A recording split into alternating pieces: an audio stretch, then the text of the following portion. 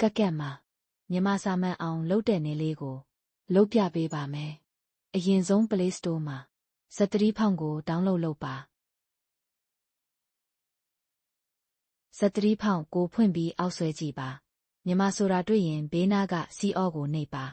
ပြီးရင်အဲ့ထဲကတစ်ခုခုနှိပ်ပြီးအထဲကရေးထားတဲ့ထဲမှာမြန်မာစာမှန်တဲ့ဟာကိုရွေးပြီး download ခလုတ်လေးနှိပ်လိုက်ပါ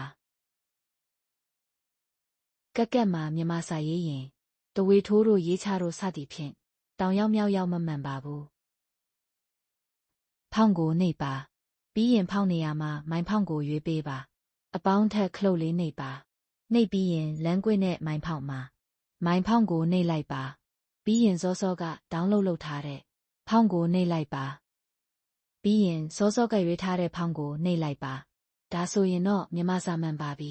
ပြီးရင်ကိုလိုတလိုအဖက်တွေ animation တွေစိတ်ကြိုက်ပြုပြင်လို့ရပါပြီအားလုံးပဲဗဟုသုတရကြပါစေရှင်